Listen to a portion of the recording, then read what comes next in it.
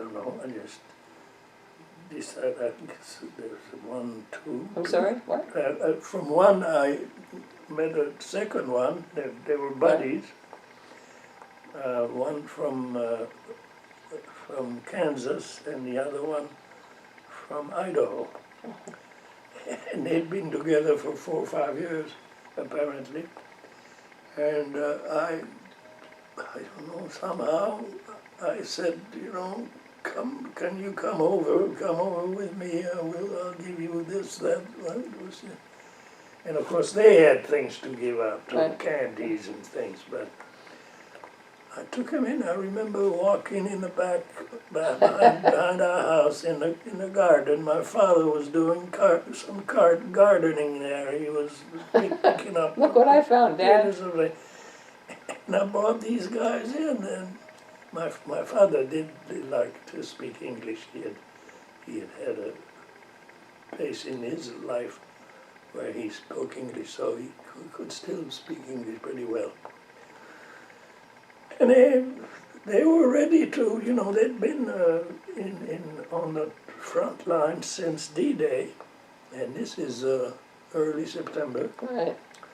So it's about 2 or 3 months, and they were pretty avid to something different, Yeah. including a bed. Do they sleep there? Yeah. That's great. Yeah. And they were in charge of the kitchen. I told you they had to get up at 3, 5 in the morning or something.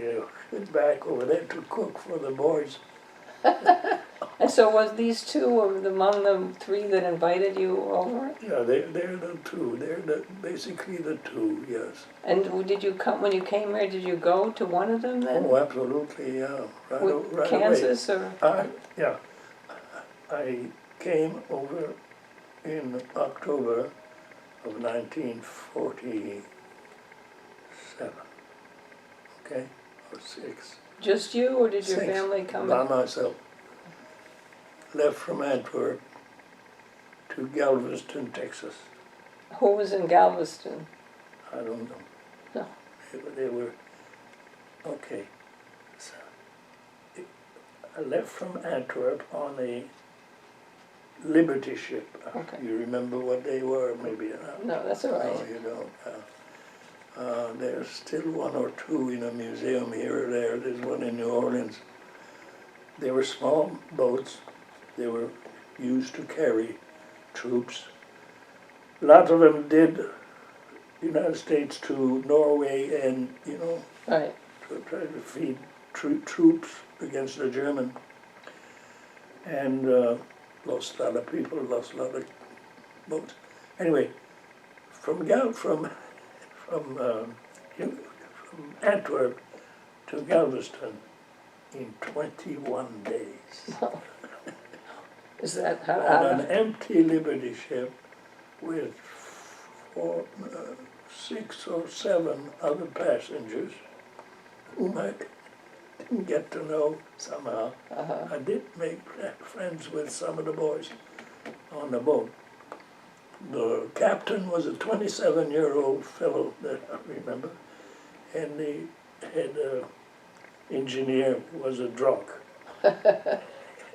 He would come to dinner and then slosh on the seat and go to bed. So how old are you? Anyway, at this point, it is 46, I'm 18. Okay. No, let's see about that. Yeah, I was 18. Okay. Yes, yeah. And why did you go to Galveston? I don't know. That's where the boat went. Okay. You know, it was impossible to find anything you wanted. Right.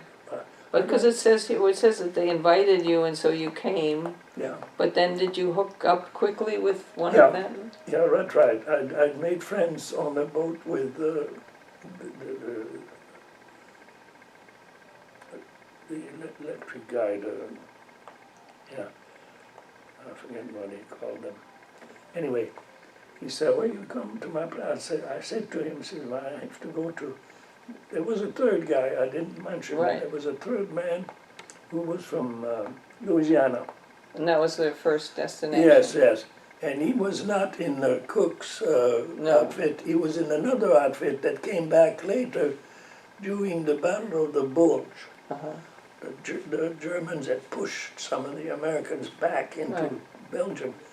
And this fellow was what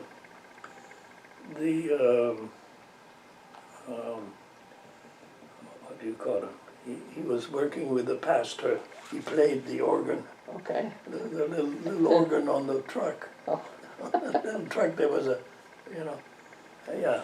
So you went to Louisiana first? I went to Louisiana first to see him, and I stayed there with him, made friends with people from Louisiana, and then from there got in touch right away with my two boys, and went to Kansas, stayed there a few days, maybe a week or two, and the other man came from Idaho and picked us both up.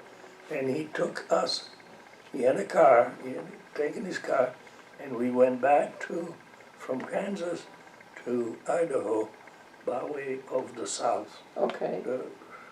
Do you remember your first impression of the United States? Oh yes, that's right, I remember that very well. This was then the Route 66, right?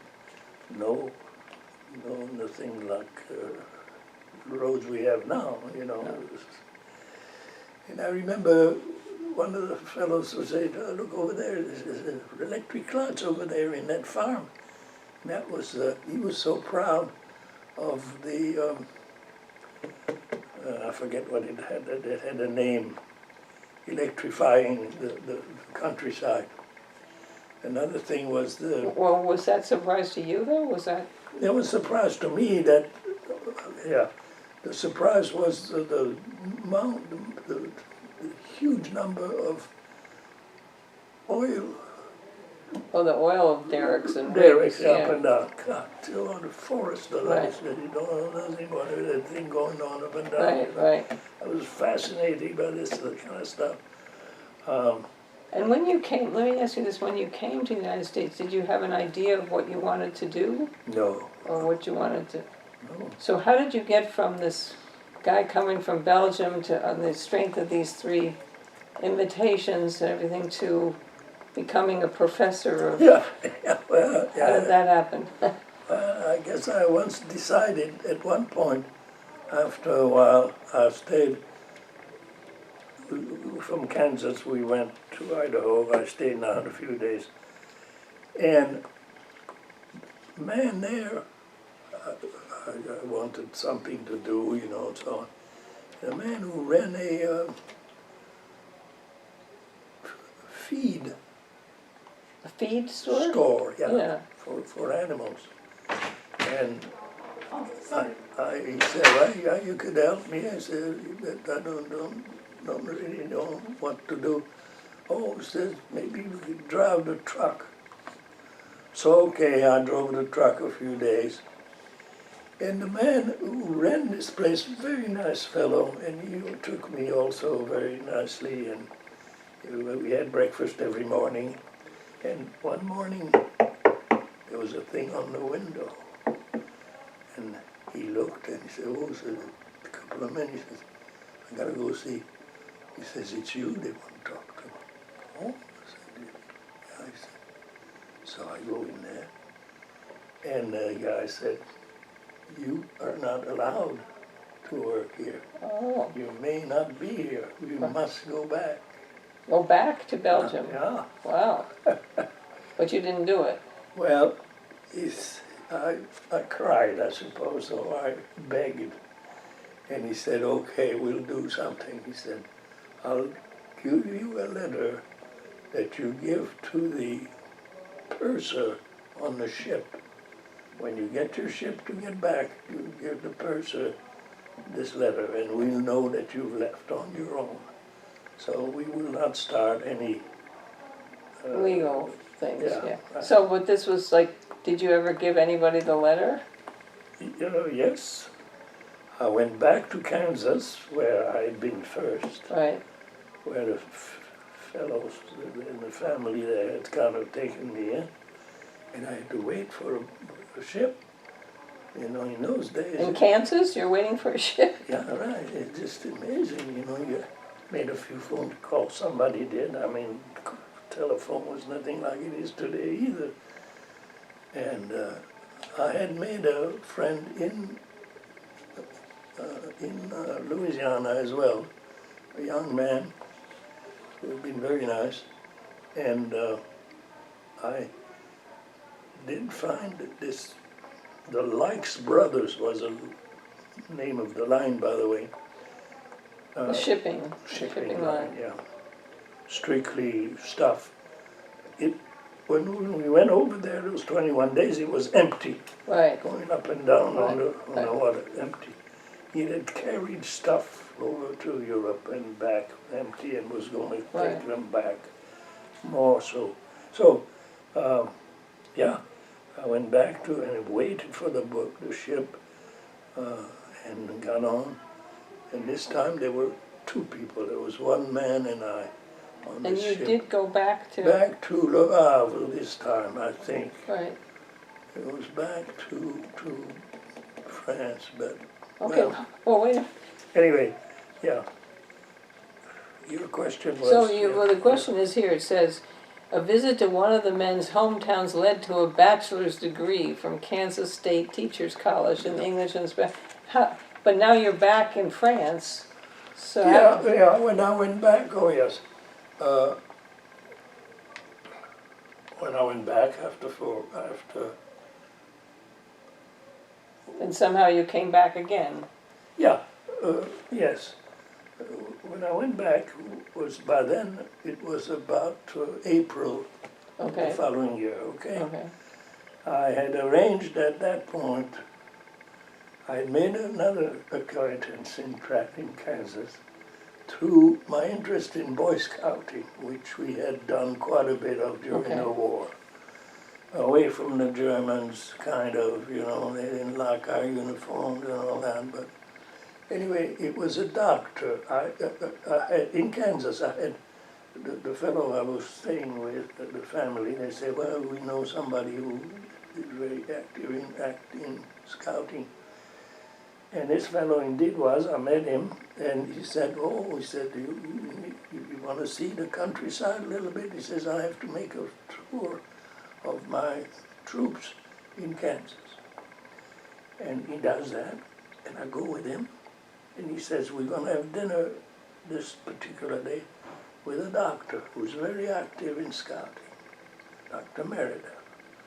And Dr. Meredith, we sat and we talked, and I went, that's when, before I was going to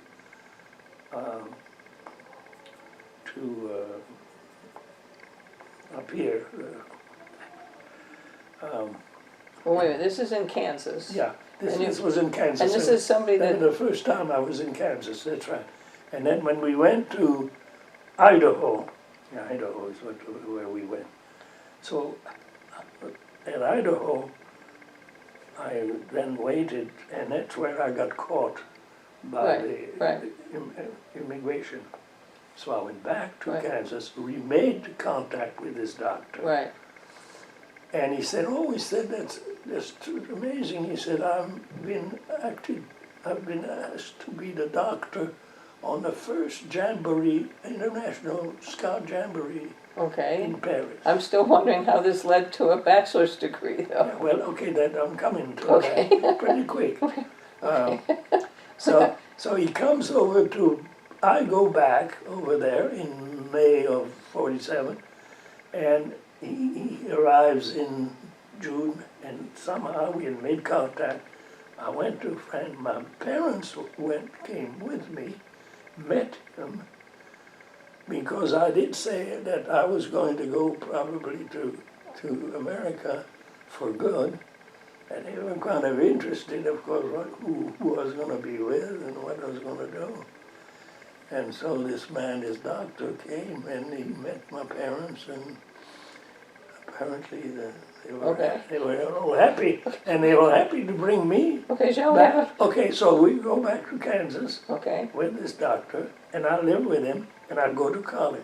okay, well, so you went to college. From scouting, you Yeah, Just decided to go to college? Right. Well, How did you get the money to go to college, and how did, I mean, well, it didn't take much money in those days.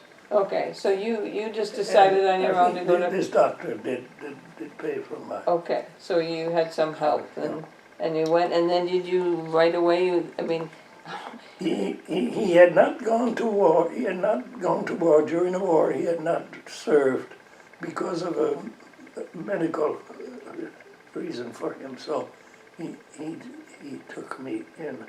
And, okay, yeah, and So- I was there 4 years, and I was very busy one way or another in school, in the classroom, and okay, outside of school.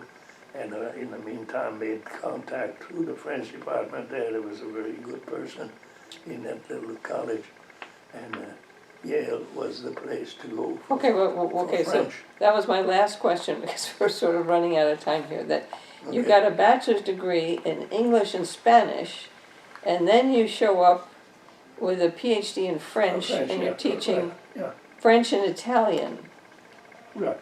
at Vanderbilt. You started, so you Yeah, just, well, that's understandable in as much as there was no, you couldn't major in French at this Emporio State Teachers College. but you could major in Spanish? Yeah, Spanish, that's right. And I was glad to do that. I could Right. speak French. I learned Spanish, That's amazing to me. and I was learning English Right, also right, on that's the great. side. Well, I think we're gonna have to have a second session, because we Yeah. haven't even covered half it. Well, But I really appreciate you you're talking. moving all kinds of memories. I wasn't. I know, I wasn't ready for. I apologize. No, don't be. And I have to apologize for my lack of memory. That's something I thought maybe you were going to talk about. Yeah, anyway, well, we got up to your professor, you're teaching English, yes. Spanish, French, and Italian, and so Yeah. is there, can I say on the basis that, is there some last words of advice or counsel that you would have based on your experience both during the war? I mean, you had this incredible growing up during the occupied country, and then you Yeah. came here, and then you became a professor in all these languages. So, it's very hard to sum up, I know, but I wonder what words of advice or whatever you would have for us here, or for the coming generations, for the future, nonagenarians, wise people. If I think of what I didn't do and think oftentimes that I should have done, I spread myself Uh-huh, too much. uh-huh, I did too many things. right. You haven't heard about my African No, I haven't got, business. that's why I said we need gonna need session 2 in order to cover that. So would you advise people to focus and, Well, on one side, I appreciate the fact that you can make happy, you can make positively on the basis of what you do know or like to do or like to learn, but you spread yourself that way. uh-huh. So if you had it all to do over again, would you concentrate on one language or one on the, I guess I wouldn't, because I didn't, and, okay, well, and it was me even so then. So I regret it, but I don't say that I should do have it done. different, okay. Well, I think we should end it My there. experiences in Africa were wonderful. 4 times I went to Africa, I made friends. Could you share one, maybe that's good way to end, if you could single out one anecdote, one incident, Yes. one memory of Africa. Well, not only that, very, very important result is that there are three Congolese, Belgian Congolese here in America who have a PhD because I brought them here. Because, can you speak up a little? Because I brought them here. Uh-huh, And I'm in contact with one of them constantly still. uh-huh, He's now retired from a position in Washington DC, teaching. Right. And that's a wonderful thing, isn't it, that you brought them there, Yeah, and they Yeah. taught, and they were scholars, that's- and then they have, yeah, that's the best thing I've done in my life, I think, is bring those people over here. But, you know, yeah. that's great. Well, I hope we do have a second session, I can find out more about them. But I congratulate you on bringing them over, and I think that your good influence has spread Yeah. through them, and I'm sorry that it's so short. Yeah. If I'd known, I should have focused more on the African then, but I was fascinated by your experiences. No. I'm sure that it's interesting to you. How did I get here? You know, this. I'm sure fate had a hand, John, and I'm Fate, very glad you did. Yeah. And thank you very much Okay, for all right. joining me today. All right.